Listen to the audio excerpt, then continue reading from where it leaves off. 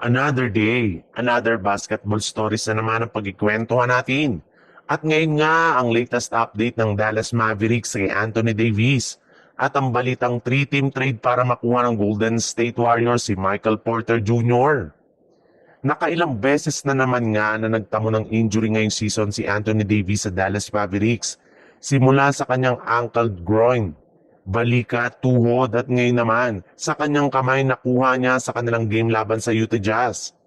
Sa ngayon nga ay wala pa rin ngang malinaw na update kung ano ang tunay na kalagayan ng injury ni Davis at kung gaano ito kalala.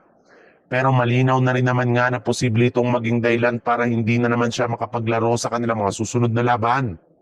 Kaya hindi na nga nakakagulat bakit ubos na ngayon ang pasensya sa kanya ng mga fans ng Dallas Mavericks. Sa katunayan, imbis nga na mag-alala ang mga ito matapos magtamo si AD ng injury, ay mas pinili pa nga nila na batikusin siya sa social media.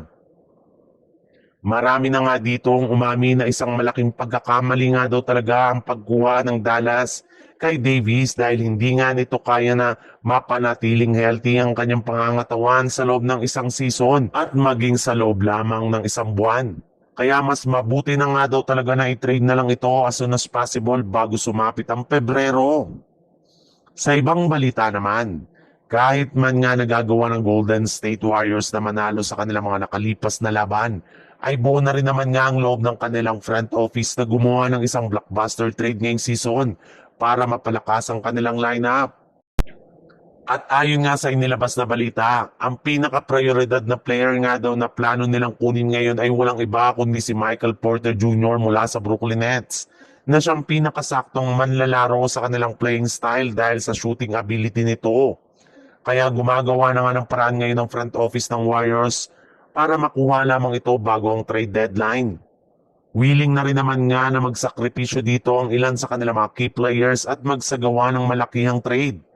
At base nga sa ibinulgar ng isang NBA insider na si Evan Cedery ng Forbes, posible nga daw talaga na makuha ng Warriors si Porter as soon as possible sa pamamagitan ng isang 3-team trade kasama ang mga kupunan ng Brooklyn Nets at Sacramento Kings. Bali dito nga ay makukuha ng Kings sina Jonathan Kuminga. Masusungkit naman dito ng Nets sina Malik Monk, habang ang Warriors naman ay makukuha si Michael Porter Jr.